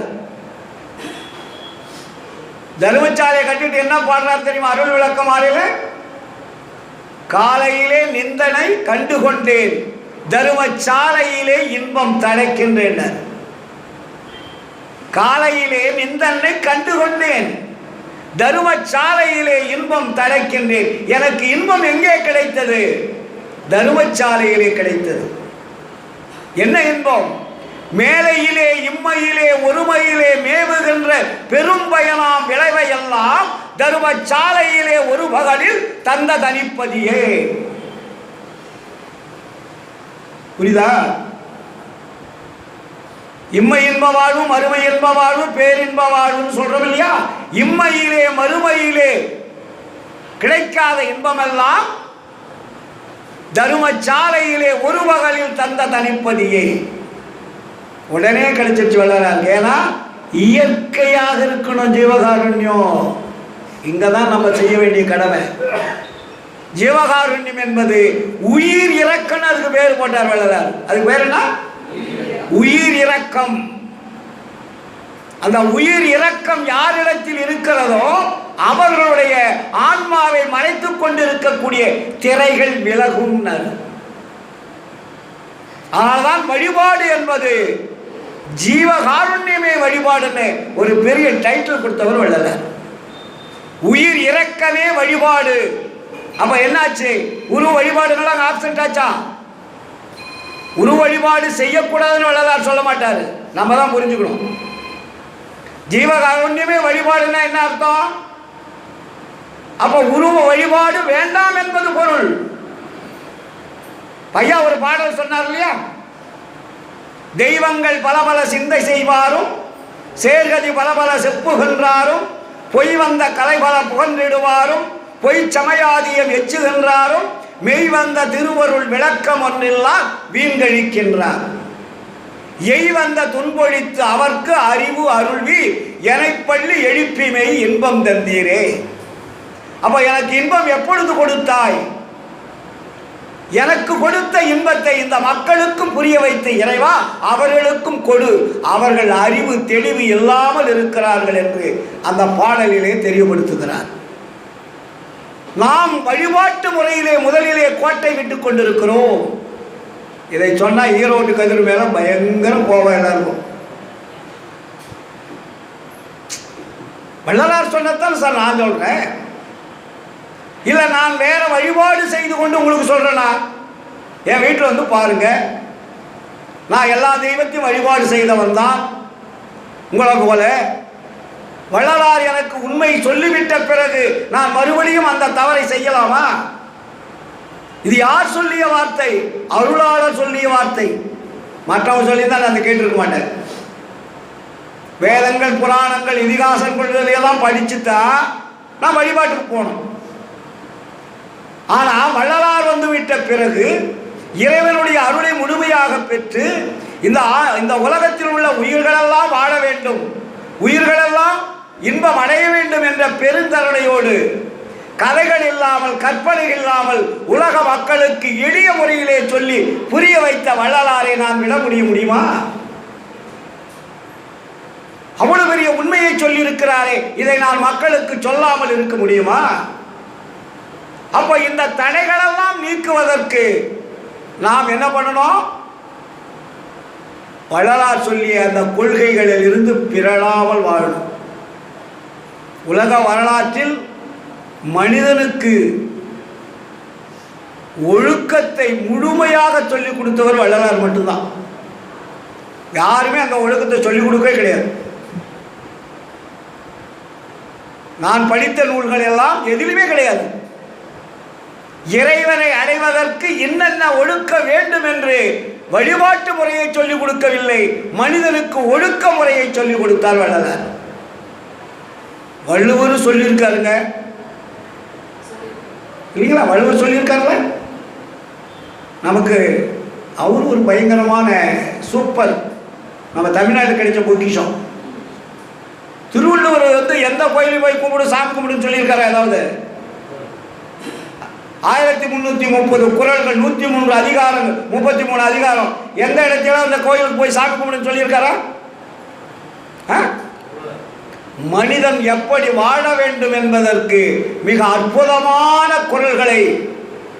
குறள்கள் மூலமாக வெளிப்படுத்தினார். ஆனால் வள்ளலார் குறள்கள் அல்ல, தான் வாழ்ந்து காட்டிய மக்களுக்கு தெரியப்படுத்தியவர் வள்ளலார். வள்ளலார் வாழ்ந்து காட்டியவர்.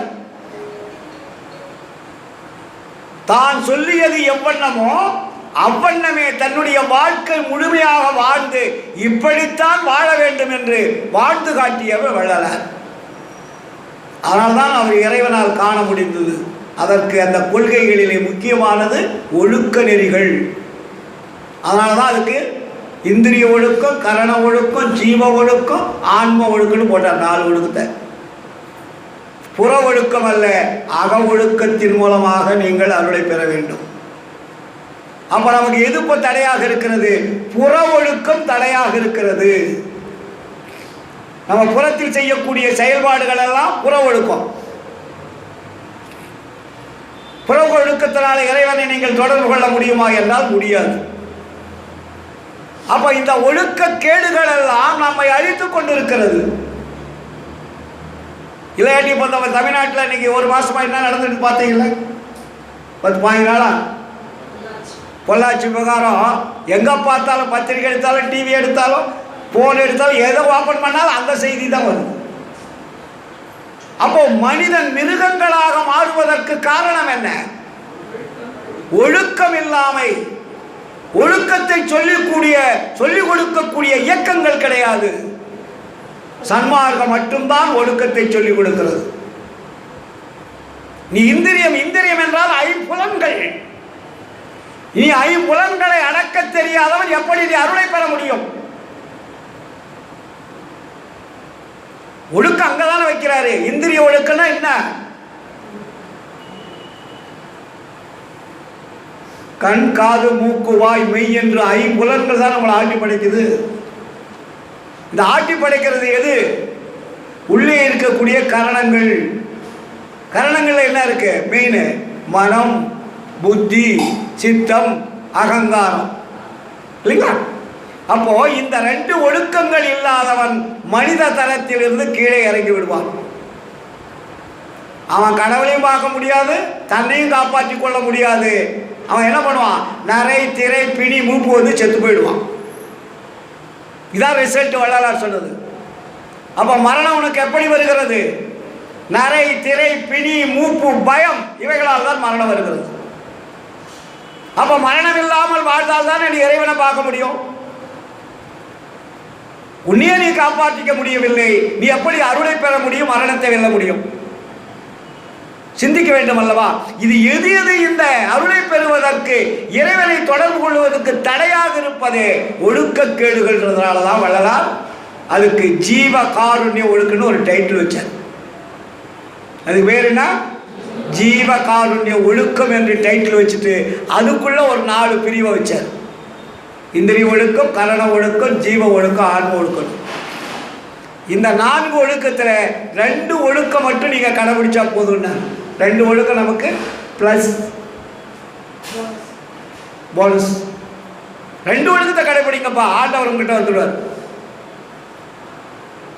2 ஒழுக்கத்தை கடைபிடித்தவன் எவனோ அவன்தான் அருளை பெற முடியும், மரணத்தை வெல்ல முடியும். அந்த 2 ஒழுக்கத்தை கடைபிடிப்பதற்கு எது தடையாகுன்னு ஒரு பட்டியலை போட்டார். கடைபிடிக்கிறதுனா எப்படி சார் நீங்க கடைபிடிப்பீங்க? தடையை நீக்கிறதா தானே கடைபிடிக்க முடியும். அப்ப அந்த தடைகள் என்னென்ன? நம்முடைய வாழ்க்கை முறைகளே தடை. இதைத்தானே வள்ளலார் சொல்றாரு. பண்ணாத தீமைகள் பண்ணுகின்றீரே, பகராத வன்மொழி பகருகின்றீரே, நன்னாத தீயனம் நன்னுகின்றீரே, நடவாத நடத்தைகள் நடக்க வந்தீரே, கண்ணாக காக்கின்ற கருத்ததனை நினைத்து கண்ணார நீர்விட்டு கருத்தறியீரே, என்னாதது என்னவும் நேருமோர் காலம் எத்துணை கொள்கின்றீர் பித்துலகிறே. பித்துலை என்ன? பைத்தியக்காரர்கள். நம்மளை பைத்தியக்காரன் போல நீங்கள் வாழ்ந்துகிட்டு இருக்கிறீங்க. உங்களை படைத்த இறைவன் யார் என்பது தெரியாமல், தந்தை யார் என்பது தெரியாமல், தாய் யார் என்பது தெரியாமல் நாம் எப்படி இருக்கோம்?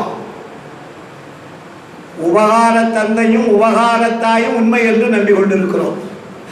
நம்ம தந்தை யார் தெரியுமா? அது உபகாரத்தால் பெற்றவள் வளரார். நம்முடைய உண்மையான அப்பா யாரு? அருட்பெருஞ்சோதி ஆண்டவர் தான்.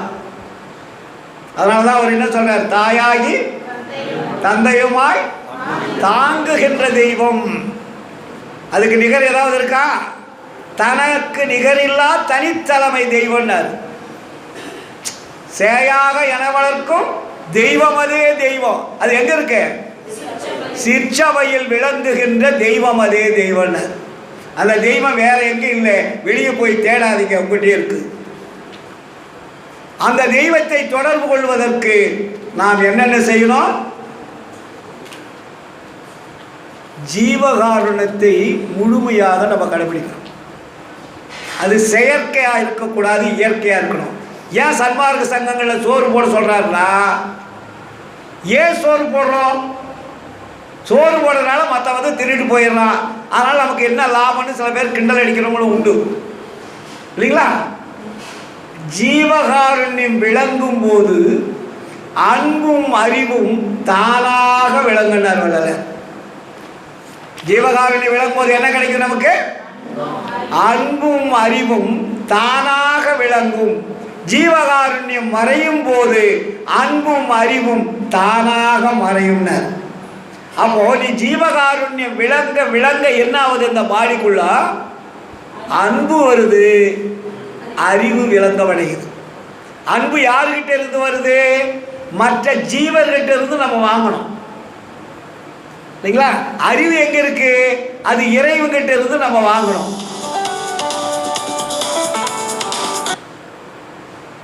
புரியுதுங்களா? அப்ப ஜீவகாருண்யம் ஏன் வச்சார்? அதான் ரகசியம் வள்ளலார் சுத்த சன்மார்க்கத்துக்கு. நீ வழிபாடு என்பது வழிபாடு அல்ல, மற்ற உயிர்கள் துன்பப்படுவதை நீங்கள் பார்த்து கொண்டு இல்லாமல், துன்பப்படுவார்கள் என்று கேட்ட போதாயினும் அறிந்த போதாயினும் துன்பப்படுவார்கள் என்று தெரிந்து கொண்ட போதாயினும் நம்ம என்ன பண்ணோம்? அந்த ஜீவர்களுக்கு உதவி செய்யணும்டான்னு. இதுதான் ரகசியம். புரியுதுங்களா? அதனால தான் அதுக்கு பேர் என்ன வச்சாரு? ஜீவகாருண்யமே மோட்ச வீட்டின் திறவுகோல்னு போட்டார். மோட்ச வீடு ஒன்று இருக்கிறது, அங்கே இறைவன் இருக்கிறார் என்றால் அதை திறப்பதற்கு அங்கே தாளிடப்பட்டிருக்கிறது. கதவிலே பூட்டு தொங்கிக் கொண்டிருக்கிறது. அந்த பூட்டை திறப்பதற்கு என்ன வேணும்? சாவி வேணும். அந்த சாவி நீங்க எங்க பெற வேண்டும்? மற்ற ஜீவர்களிடத்திலிருந்து தான் பெற முடியும். கோயிலில் போய் பெற முடியாது, ஆலயத்தில் பெற முடியாது. பேசாத தெய்வங்கள் சாவி கொடுக்கும் வாய்ப்பு கிடையாது. ஆதலால் பேசும் தெய்வங்கள், அளவிட இயங்கும் தெய்வங்கள், இயங்கும் தெய்வங்களுக்கு நீங்கள் யார் உதவி செய்கிறீர்களோ அவர்களுக்கு என்ன கிடைக்கும்? சாவி கிடைக்கும். என்ன சாவி? மோட்ச வீட்டின் திறவுகோல். மோட்ச வீட்டின் திறவுகோல் எப்படி கிடைக்கும்? கடவுள் இயங்கும் ஆலயங்கள் பழுதடைகின்ற பொழுது அந்த பழுதை நீக்குகின்றவன் எவனோ அவனுக்கு அந்த சாவி கிடைக்கும். அப்ப அந்த ஜீவர்களுக்கு பழுது எப்படி வருகிறது? எதனால் வருகிறது? பசியால், பிணியால், இச்சையால், எளிமையால், பயத்தால், கொலையால். எத்தனை விதமா வருது? 7 விதமா வருது. ஒவ்வொரு ஜீவர்களுக்கும் துன்பம் எப்படி வருகிறது என்றால் 7 வகையான துன்பம் வருகிறது. அதுக்கு மேல துன்பம் கிடையாது, எல்லாமே அதில் அடங்கிடுது. பசி, பிணி, தாகம், இச்சை, எளிமை, பயம், கொலை. இதை போக்குகின்றவர்கள் அவர்கள் மட்டும்தான் ஜீவகார் கோட்டையினுடைய சாவியை பெற முடியும் வள்ளலார். வேற எந்த வழியாலும் கிடைக்காது எழுதிட்டார் சார். கொஞ்சம் கூட அங்கே தாட்சிணி பார்க்கல வள்ளலார். தியானம், யோகம், தவம் இவைகளால் எதுவுமே கிடைக்காதுட்டார். அதில் இருந்தால் என்ன உண்டாகுன்னாரு? சிறு வெளிச்சம் உண்டாகும். சிறு வெளிச்சம் உண்டாகும். அதனால் பள்ளிழித்து இருமாந்து கெட நேரிடும். புரியுதுங்களா? அதனாலதான் சன்மார்க்கம் என்பது சகஜ பழக்கம். ஏன்னா நம்ம ஞானிகள்லாம் என்ன பண்ணிட்டாங்க? போய் சமாதி அடைந்தார்கள். அதனால்தான் சமாதி பழக்கம் பழக்கம் அல்ல, சகஜ பழக்கமே பழக்கம் என்று ஒரு ஸ்ட்ராங் பண்ணவர் வள்ளலார். சகஜ பழக்கம். சகஜ பழக்கம் என்ன சார்? யதார்த்தமானது, எல்லோரோடும் ஒன்று இருந்து நன்மை செய்வதற்கு பேர் சகஜ பழக்கம். நன்மை செய்யாமல் இறைவன் அருள் தரமாட்டார். ஏனென்றால் உங்களுடைய பிறவி தீமையினால் வந்த பிறவி. ஏன் மரணம் வருது? மரணம் சாதாரணமாக வந்துடுமா? தப்பாலே சகத்தவர் சாவே துணிந்தார். தப்பு செய்கிறதுனால தான் மரணம் வருது, தானா மரணம் வராது. இதைத்தான் வள்ளலார் சொன்னார், மரணம் என்பது இயற்கை அல்ல, செயற்கையினர். மனிதனுக்கு இயற்கையில் மரணம் வரவே வராது. நம்ம செய்யக்கூடிய தவறுனால தான் நமக்கு மரணம் வருது. அப்போ அந்த தவறை நீக்கிக் கொள்வதற்கு நாம் என்ன செய்யணும்? ஜீவகாருண்யம் ஒன்று, இன்னொன்று என்ன? சத்விச்சாரம். சத்விச்சாரம் என்பதுதான் இறைவனிடத்திலே தொடர்பு கொள்வது. அதனால்தான் வள்ளலார் தெளிவாக சொன்னார், எளிய நட கடவுளிடத்திலே அன்பும் ஜீவரிடத்திலே கருணையும் ஜீவரிடத்திலே இரக்கமும் வேணும்னார். பிரிச்சார் பாருங்க, அந்த வார்த்தைகளை நீங்கள் புரிஞ்சுக்கணும். அன்பை யார்கிட்ட செலுத்தணும்? கடவுள்கிட்ட செலுத்தணும். தயவை யார்கிட்ட செலுத்தணும்? ஜீவர்கிட்ட செலுத்தணும். ஏன் அப்படின்னா, நம்முடைய ஆன்மா சிற்றணு வடிவினன். அது இயற்கை குணம் என்ன தெரியுமா? தயை தான் இயற்கை குணம். அதுக்கு பேர் இயற்கை குணம் எது? தயவு. அந்த இயற்கை குணம் என்பது மறைக்கப்பட்டிருக்கிறது. கடவுள் குணம் என்ன தெரியுமா? அது பெருந்தயவு, அது தனிப்பெருங்கருணை உடையது. அப்போ நீ தயவும் கருணை உடையவனாக மாறிவிட்டால் இறைவன் வந்து உங்களை கூட்டிட்டு போயிடுவார். புரியுதுங்களா? வள்ளலார் சித்தி விழாக திருமாலில் இருந்து வள்ளலாரா போனார் ஆண்டவர் தேடிக்கிட்டு.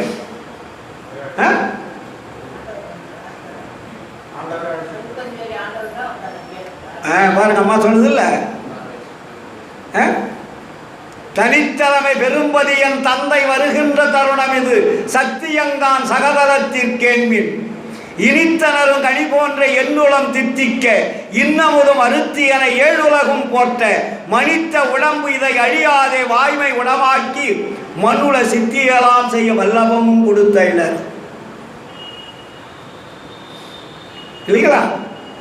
அருளாளர் வருகின்ற தருணம், ஆயிரம் ஆயிரம் கோடி அணிவிளக்கு ஏற்றிடுகிறார். இறைவன் வரவை தேடி வராரு.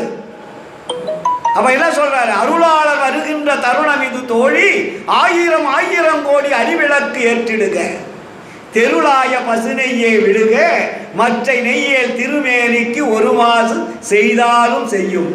இருளேது காலை விளக்கேற்றிட வேண்டுவதோ என்னாலே மங்களமாய் ஏற்றுதலாம் கண்டாயினர். ஓ, அருளாளர் வரும்போது விளக்கேற்றி வைக்கணும்னு நீ சொல்றீங்களே, அருளாளர் வந்து வெளிச்சம் உள்ளவர் தானே, அவர் தான் கோடி சூரிய பிரகாசம் ஆன்மாவே. அப்போ அருட்பெருஞ்சோதி ஆண்டவருடைய பிரகாசம் எவ்வளோ இருக்கும்? அது அளவில் அடங்காதது. அவர் வரும்போது நீ ஏப்பா விளக்கேற்றி வைக்கிறேன்னு சொல்றேன்னு கேட்கலாம் இல்லையா? அதுக்கு வள்ளலார் சொல்றாரு, அவருக்காக இந்த வெளிச்சம் அல்ல, மங்களத்திற்காக. மங்களம்னா என்ன? மங்களமாய் ஏற்றுதலாம் கண்டாய். அது வரும்போது ஒரு மகிழ்ச்சி உருவாக்கணுமா? அந்த மகிழ்ச்சிக்காக அது மங்களமாக இருக்கட்டும், அமங்கலமாக இருந்து விடக்கூடாது, அது மங்களமாக இருக்க வேண்டும் என்று ஒரு தீபத்தை ஏற்ற சொன்னார். ஆனால் நமக்கு என்ன? கடவுள் எப்படி இருக்காரு? ஒளியாக இருக்கிறார். அது என்ன ஒளியாக இருக்கிறார்? அருள் ஒளியாக இருக்கிறார். அதனால்தான் அருள் பெரும் ஜோதின்னு அதுக்கு பேரு. அருள் இருப்பதனால தான் அதுக்கு அருள் பெரும் ஜோதி. அது என்னவாக இருக்கிறது? தனி பெரும் கருணையாக இருக்கிறது. அந்த கருணை தான் உங்களையெல்லாம் நம்மையெல்லாம் உலகத்தை எல்லாம் இயக்கி கொண்டிருக்கக்கூடிய கடவுள் அருட்பெருஞ்சோதி ஆண்டவர். அவர் வள்ளலார் சொல்லுவார், அந்த கடவுள் எப்படி இருக்கார் தெரியுமான்னு கேட்குறீங்கன்னு வச்சுங்க. அவர் எப்படி இருப்பார் சார்? அதுக்கு வள்ளலார் நடுறது, அவளுக்கு பக்கத்துலேயே பதிவிளக்குன்னு ஒரு பாடல் இருக்கும்.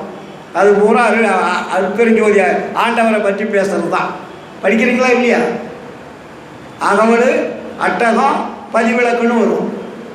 அவர் சொல்லுவார், இயற்கையிலே பாசங்கள் ஒன்றுமில்லார், குணங்கள் ஏதுமில்லார், தத்துவங்கள் ஏதுமில்லார், மற்றொரு பிறப்பில்லார் இறப்பில்லார், யாதும் திரிவில்லார், கலங்கமில்லார், வேண்டுதல் இல்லார், வேண்டாமை இல்லார், என்ன யாவும் மெய்யாகி விளங்குகின்ற திருச்சிற்றம்பலந்தனிலே தெய்வம் ஒன்றே கண்டீர்னார்.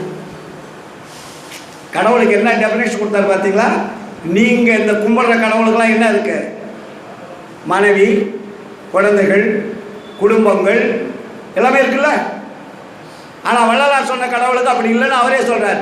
இயற்கையிலே பாசங்கள் ஒன்றுமில்லார், குணங்கள் ஏதுமில்லார், தத்துவங்கள் ஏதுமில்லார், மற்றொரு பிறப்பில்லார், இறப்பில்லார், யாதும் திரிவில்லார், கலங்கமில்லார், வேண்டுதல் இல்லார், வேண்டாமை இல்லார், எல்லாம் மெய்யே மெய்யாகி விளங்குகின்ற திருச்சிற்றம்பலந்தனிலே தெய்வம் ஒன்றே கண்டி. அந்த கடவுளுக்கு எப்படி விளக்கு கொடுத்தாரு பார்த்தீங்களா? அவர் நம்மளை மாதிரி 1 2 3 4 ஊர்வட்ட கடவுளை வச்சா வழிபாடு பண்ணிட்டு இருக்கோம் இல்லையா? அதுக்கு அடுத்த பாடலே சொல்லுவாரு, 1 மலார் 2 விழார் 1 2 மாறார், அன்று முலார் இன்று முலார், தமக்கோர் ஆதி இல்லார் அந்தம் இல்லார், அவர்தான் அருட்பெரும் ஜோதியினார் என்று கனல் மதி அகத்தும் புறத்தும் விளங்கிடுவார். யாவும் உலார் யாவும் அலார் யாவும் உலார் யாவும் ஒன்றுரு தாமாகி நின்றார் திருச்சிற்றம்பலந்தனிலே தெய்வம் ஒன்றே கண்டி. அவரை நீங்க பார்க்க முடியுமா? பார்க்கலாம்.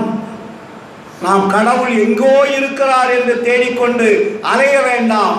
கடவுள் உங்கள் ஆன்மாவை தொடர்பு கொண்டு செகண்ட் பை செகண்ட் உங்களை இயக்கிக் கொண்டிருப்பவர் அவர்தான் என்ற உண்மையை நீங்கள் அறிந்து கொள்ளுகின்ற வரையில் அறிவு விளங்காது. அவர் இல்லை என்றால் உடம்பு இயங்காது. அந்த அருட்பெருஞ்சோதி ஆண்டவருக்கு நமக்கும் ஒரு மின் அணு எல்லா உயிர்களுக்கும் தொடர்புடையதாக இயங்கிக் கொண்டிருக்கிறது. அதுதான் உங்களை இயக்கிக் கொண்டிருக்கிறது. அந்த சாட்டை உங்களுக்கு தெரியாது. அந்த சாட்டை நமக்கு வர்றது தெரியாது. இதெல்லாம் சமயங்கள் என்ன சொல்லிச்சு? சாட்டை எல்லாம் வம்பரம் போல் ஆட்டி வைக்கும் ஆண்டவரேன்னாங்க. ஆனால் சாட்டை இருக்கிறது. அது மின் அணு துகள்களாக உச்சியிலிருந்து இறங்கி அந்த ஆன்மாவை இயங்கிக் கொண்டிருக்கிறது, இயக்கிக் கொண்டிருக்கிறது. அந்த இறைவன் தான் உண்மையான இறைவன். அவர்தான் அருட்பெருஞ்சோதி ஆண்டவர். அந்த ஆண்டவரை தொடர்பு கொண்டால் மட்டுமே அருள் பெற முடியும். அருள் பெறுவதற்கு என்னென்ன தடைகள் இருப்பது என்பதெல்லாம் இந்த புக்கில் எழுதி வச்சிட்டார். சமயங்கள் சொல்லியது எப்படி, சன்மார்க்கம் சொல்லியது எப்படி, எப்படி எப்படி இந்த உடம்புக்குள் இறைவன் இயங்கிக் கொண்டிருக்கிறார், அந்த இயக்கங்களுக்கு என்னென்ன வகையான உறுப்புகள் செயல்பட்டு கொண்டிருக்கிறது, இந்த உறுப்புகள் எல்லாம் என்னென்ன மாதிரி தடையாக இருக்கிறது, இந்த தடைகளெல்லாம் எப்படி நீக்க வேண்டும் என்பதையெல்லாம் ஒழுக்கம் என்ற நூலிலே மிக தெளிவாக சொல்லியிருக்கின்றார்கள். நீங்களும் படிக்கணும். படித்தா தான் புரியும். நம்ம ஒரு கோடிட்டு காட்டுறோம் இல்லைங்களா? ஒழுக்கம் போல நம்ம படித்தா 2 மணி நேரம் ஆகும். ஜீவகாரணி ஒழுக்கம் எத்தனை மணி நேரம் படிக்கிறது? ஏமா ஜீவகாரணி ஒழுக்கத்தை படித்து உங்களுக்கு புரிய வைக்கிறது எத்தனை மணி நேரம்? 1 மணி நேரம் ஆமா? நாங்கள் ஜீவகாரணி ஒழுக்கத்தை புரிய வைக்கிறதுக்கு 1 வருஷம் நாங்கள் பாடம் எடுத்தோம் ஈரோட்டில். எவ்வளோ? வாரம் 1 வருஷம் ஆச்சு அதை முடிக்கிறதுக்கு. நாங்கள் அவ்வளோ பெரிய விஷயங்கள் அதில் இருக்குது. ஒவ்வொரு வரிக்கும் கோடிக்கணக்கான விஷயங்கள் அதில் வச்சுருக்காரு. அதனால தான் மனித தேகம் என்பது உயர்ந்த அறிவுடைய தேகம்னு வள்ளலார் சொன்னார். இந்த உயர்ந்த அறிவுடைய தேகம் தாழ்ந்த நிலைக்கு சென்று விடக்கூடாது. நாம் அருளை பெறுவது தான் நம்முடைய குறிக்கோள். சுத்த சன்மார்க்கம் என்பது மரணத்தை வெல்லுவது இல்லைங்களா?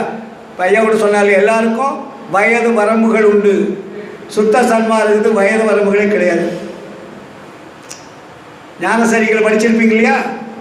விரைந்து விரைந்து அடைந்திடுவேன் மேதி நீர் இங்கே மெய்மை உரைக்கின்றேன் நீ வேறு நிலையாதி, திரைந்து திரைந்து உளுத்த வரும் இளமை அடைந்திடவும் செத்தவர்கள் எழுந்திடவும் சித்தாடல் புரிய வருகின்ற தருணம் இது வரம் பெறலாம் நீவி, கரைந்து கரைந்து உளமுருகி கண்களில் நீர் பெருகி கருணையிட கடவுளை உட்கருதுமினோ கழித்து.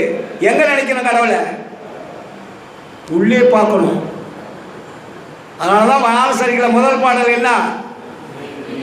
இறைவனை நினைக்கின்ற பொழுது அழுகை வர வேண்டும். அழுகை வந்தால்தான் ஆன்ம நிகழ்ச்சி. தெளிவுபடுத்துறாரு இல்லையா? பக்தி என்பது மன நிகழ்ச்சி. நீங்க சாமி கும்பிடுறீங்க, அங்க என்ன மகிழ்ச்சி அடையுது?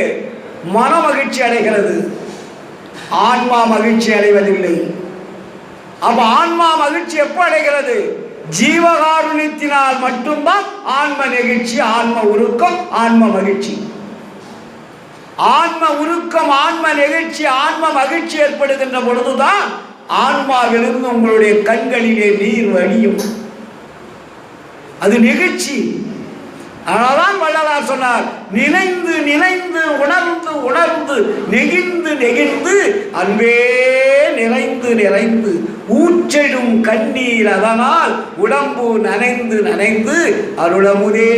அங்கதான் கூப்பிடுறாரு, அருளமுதே நன்னிதியே ஞான நடத்தரசே என்னுரிமை நாயகனே என்று வணைந்து வணைந்து ஏத்துதுலாம் வம்மின் உலகியலி. அப்ப என்ன கிடைக்கும்? மரணமிலா பெருவாழ்வில் வாழ்ந்திடலாம் கண்டி. புனைந்துரையேன் பொய் புகழேன் சத்தியம் சொல்கின்றேன் பொற்சபையில் சிற்சபையில் புகும் தருணம் இதுவே. அந்த புகும் தருணம் இதுவே என்று சொல்லுகின்ற அந்த வார்த்தை இருக்கு பாருங்க, த கிரேட் நிகழ்காலம். சித்தி விழாக திருமாளியில் இறைவனை வைத்து அமர வைத்துக் கொண்டு நமக்கு போதிக்கிறாருங்க. உலகத்தில் யாருமே கிடையாது சார். இறைவன் வந்து காத்திருக்காரு அங்க உள்ளோம். ராமலிங்க சீக்கிரம் வா, வெயிட் பண்ணிட்டு இருக்குன்னு சொல்றாரு சார் உள்ளோம். நம்ம சித்தி விழாக்க நம்மளை போய் அன்றாடம் பார்க்கறவங்கள மாசம் மாசம் இது வந்து கண்கட்டி விதியோ கற்பனைகளோ இல்லை கதைகளோ கிடையாது. சித்தி விழாக திருமாயில் வள்ளலார் அமர்ந்திருந்த அந்த ரூமிலே இறைவன் அமர்ந்து கொண்டு வள்ளலாரை வா வா என்று அழைத்துக் கொண்டிருக்கிறார். வள்ளலார் போக மாட்டேன்னு சொல்லிட்டு மக்களுக்காக கண்ணீர் விட்டு அழுதி உண்மைகள் எல்லாம் எடுத்து வாரி வாரி வழங்கி கொண்டிருக்கிறார். கடைசி சொல்றார் இல்லையா, என் சாமி எனது துறை என்னுயின் நாயகனார் இன்று வந்து நான் இருக்கும் இடத்தில் அமர்கின்றார். பின்சாரும் 2.5 நாழிகைக்குள்ளே எனது பேருடம்பில் கலந்து உலத்தே பிரியாமல் இருப்பார். தன் சாதி உடைய பெரிய தவத்தாலே நான் தான் சாற்றுகின்றேன் அறிந்ததிது சத்தியம் சத்தியம் சத்தியமே. மின்சாரும் இடமடவாய் என்மொழி வெளியாகும் 2.5 நாழிகை கடந்த போதே நான் சொல்லுவது உண்மை உண்மை சத்தியம் சத்தியம் என்று சொல்லி நம்மையெல்லாம் அன்புடன் ஆன்ம நேயத்துடன் அழைத்த வள்ளல் பெருமானை நாம் பின்பற்றினால் மட்டும்தான் நாம் எங்கே போக முடியும்? இறைவனுடைய அருளை பெற முடியும், இறைவனை தொடர்பு கொள்ள முடியும். ஏனென்றால் இது சத்தியவான் வார்த்தை. யாருடைய வார்த்தை? சத்தியவான் வார்த்தை. இது தான் உரைத்தேன் கண்டாய் சந்தேகம் இலைகளில் சங்கோடம் உருவார். இத்தினமே அருஜோதி எழுதுகின்ற தினமா இனிவரும் தினங்களெல்லாம் இன்பமுறு தினங்கள். சுத்த சிவ சன்மார்க்கம் துலங்கும் எல்லா உலகும் தூய்மையுறும் நீ உரைத்த சொல் அத்தனையும் பலிக்கும். அப்ப என்ன நடக்கும்? செத்தவர்கள் எழுந்து உலகில் திரிந்து மகிழ்ந்திருப்பார். திருவருட்செங்கோ எங்கும் செல்லுகின்றதாமே. இறைவனுடைய ஆட்சி யாரிடத்திலே இருக்கிறது? இப்போ வள்ளலாரிடத்திலே இருக்கிறது. ஐந்தொழில் ஆதிசை ஐவராதிகளை ஐந்தொழில் ஆதிசை அருட்பெருஞ்சோதி சொன்னார் இல்லையா? ஐந்தொழில் வல்லவத்தை யார்கிட்ட கொடுத்திருக்காரு? 30/1/1874. இப்பொழுது ஆட்சி அதிகாரங்கள் யாரிடத்தில் இருக்கிறது என்றால் வள்ளல் பெருமானிடத்திலே இருக்கிறது. ஆதலால் நாம் தொடர்பு கொள்வது வெகு வெகு சுலபம். இடைவிடாது பெருமாளை தொடர்பு கொள்ளுகின்ற பொழுது, அருட்பெருஞ்சோதி ஆண்டவரை நீங்கள் தொடர்பு கொள்ளுகின்ற பொழுது கெட்டதெல்லாம் கிடைக்கும், நினைத்ததெல்லாம் நடக்கும். அததான் வள்ளலார் சொன்னார் இல்லைங்களா? எதுக்குமே தயக்க வேண்டாம் சார். நமக்கு நம்ம யார்கிட்ட கேட்குறோம்? நம்ம அப்பா கிட்ட கேட்குறோம். நீங்க அப்பா கிட்ட கேட்கறதுக்கு நமக்கு என்ன தயக்கம்? அதனால தானே வள்ளலார் மிக சொல்ல, அப்பா நான் வேண்டுதல் கேட்டு அருள் புரிதல் வேண்டும். உரிமையோட கேட்கிறார் வள்ளலார். ஆறு உயிர்களுக்கெல்லாம் நான் அன்பு செயல் வேண்டும், எப்பாரும் எப்பதமும் எங்கனம் நான் சென்றே என் தந்தை நினது அருட்புகளை எம்பியிடல் வேண்டும். செப்பாத மேனிலை மேல் சுத்த சிவமார்க்கம் திகழ்ந்தோங்க அருஜோதி செலுத்தியிடல் வேண்டும். தப்பேது நான் செய்யணும் நீ பொறுத்தல் வேண்டும். தலைவா நினை பிரியாத நிலைமையும் வேண்டுவனே என்று இறைவனிடத்தில் உரிமையாக கேளுங்கள். எந்த தடைகளாக இருந்தாலும் நம்ம நீங்கிடும். நீங்கள் தத்துவங்களை எல்லாம் ஏன் வள்ளலார் சொல்கிறார் நிறையன்னா, மற்றவர்கள் சொல்லியதற்கும் வள்ளலார் சொல்லியதற்கும் என்ன வேறுபாடுகள். இப்போ நிறைய விஷயங்களை சொல்கிறார் இல்லையா, பான்மா என்ன, விந்துன்னா என்ன, விந்துநாதன்னா என்ன, பரம்னா என்ன, பரநாதம் என்றால் என்ன, திக்கிராந்தம் என்ன, எல்லாமே நம்மளுடைய உடம்புக்குள்ளேருந்து ஒவ்வொரு ஸ்டெப்பாக மேலே போகிறது. அப்போது நீங்கள் அந்த ஜீவகாருண்ய வல்லமை வரும்போது என்ன ஆகுதுன்னா, அறிவும் அன்பும் தோன்றும் போது உங்களுக்கு தானாக தெரியும் நம்ம உடம்புக்குள்ள இருந்து என்ன நடந்து கொண்டு இருக்கிறது, மூலாதாரத்தில் என்ன இருக்கிறது, அந்த மூலாதாரத்தில் விந்து எப்படி செயல்படுகிறது, விந்திலிருந்து எப்படி நாதம் வருகிறது, இந்த நாதம் என்பது 6 ஆதாரங்களை தாண்டி மேலே எப்படி செல்லுகிறது, எப்படி மேலே செல்லுகின்ற பொழுது ஆன்மாவை எப்படி டச் பண்ணுகிறது, அது டச் பண்ணும்போது அந்த ஆன்மாவில் இருக்கக்கூடிய கோடி சூரிய பிரகாச அந்த ஒளியானது எப்படி வெளியே வருகிறது, அது எப்படி திரை நீக்கப்படுகிறது. இந்த திரை நீக்குவதில் எல்லாமே அனுபவத்தினால் வரக்கூடிய உண்மைகள். அதுக்கப்புறம் இறைவன் அருள் எப்படி வருது, துரியத்தின் மூலமாக தான் வரும். இறைவனுடைய அருள் வந்து போய் கனெக்ஷன் நம்மகிட்ட எங்கே இருக்குது தெரியுமா, துரியத்தில் தான் இருக்குது. துரியமலை மேலுள்ளதோ ஜோதிவள நாடு தூய துரிய அப்பதியில் நேயமர ஓதுன்னாரு.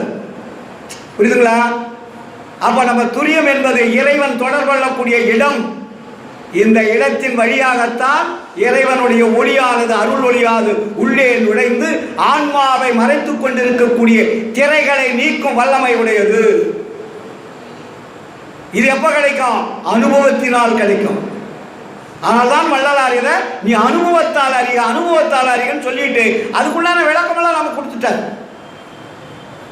புரியுதுங்களா? அப்ப நம்ம என்ன பண்ணணும், ஒழுக்கம் முழுமை பெறுகின்ற பொழுது 9 ஓட்டைகளும் அடைக்கப்படும்.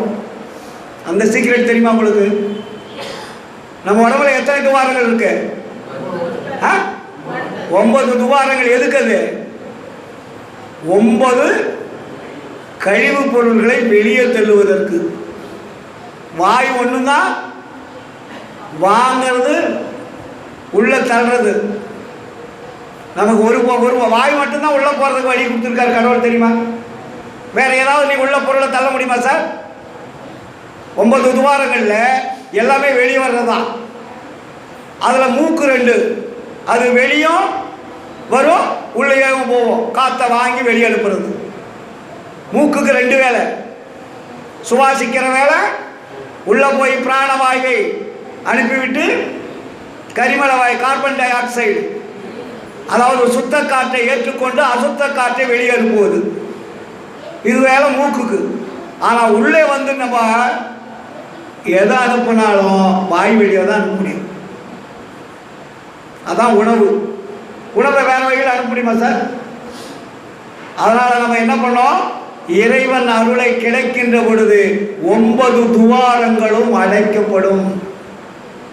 அது அடைச்சா அருள் வருதுன்னு அர்த்தம். இறைவன் வந்து உங்களுக்கு அருளை கொடுப்பார். அப்போ எப்போ நீங்க பசி நீங்கினால் மட்டும்தான் அருள் சுரக்கும். அதை நல்லா கவனிச்சுங்க. பசி நீங்காது இருக்கின்ற வரையும், பசியை நீங்கள் ஒழிக்காமல் இருக்கின்ற வரையும் அருள் சத்தியமா கிடைக்கும். எவ்வளவு விஷயங்கள் இருக்கு.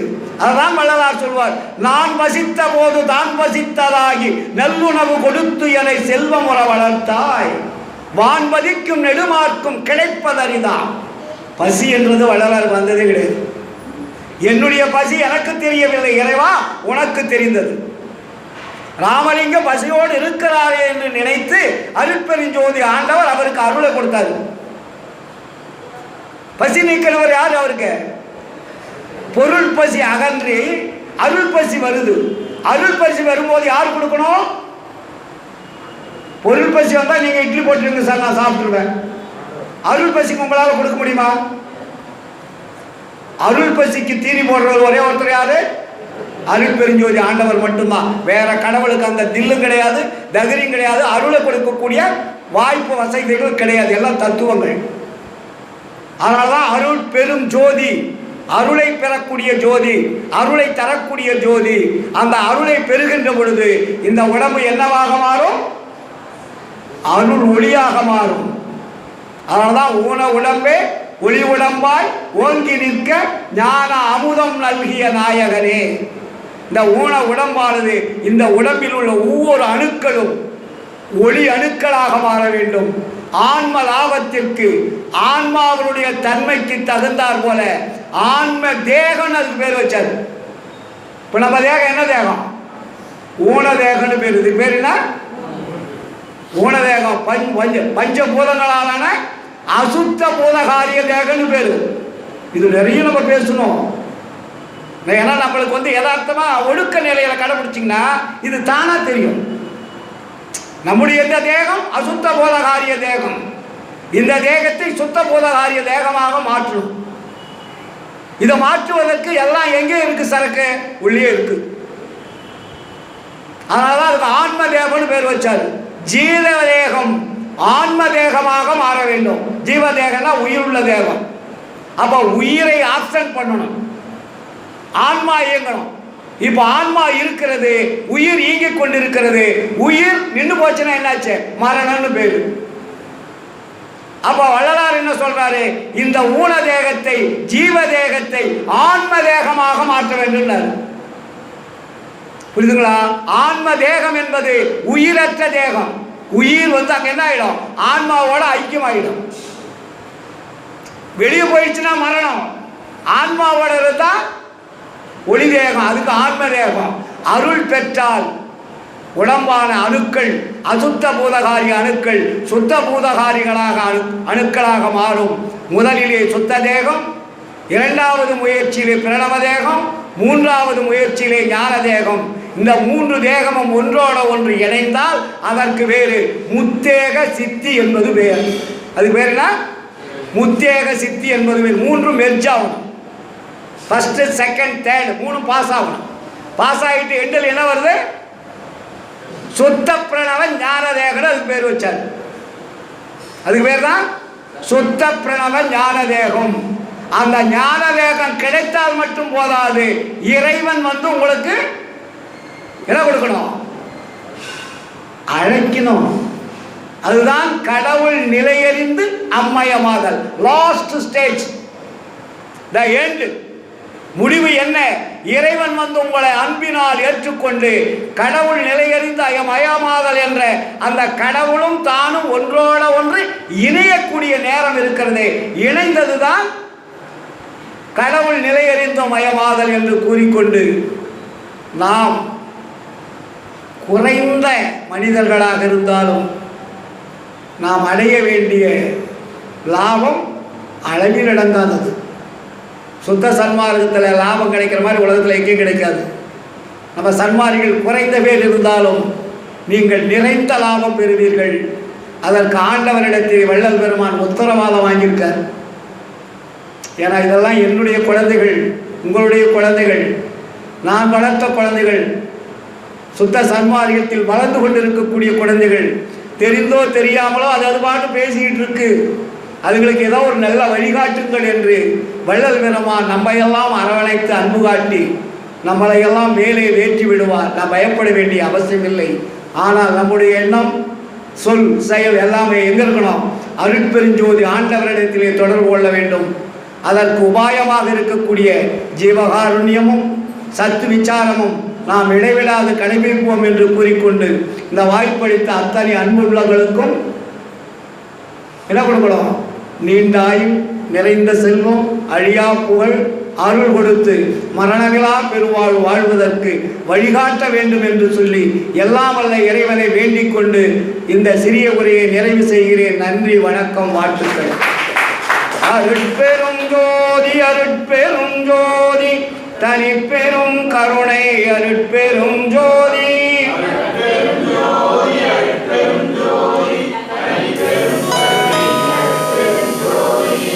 வாழ்க வாழ்க, நீடோடி வாழ்க.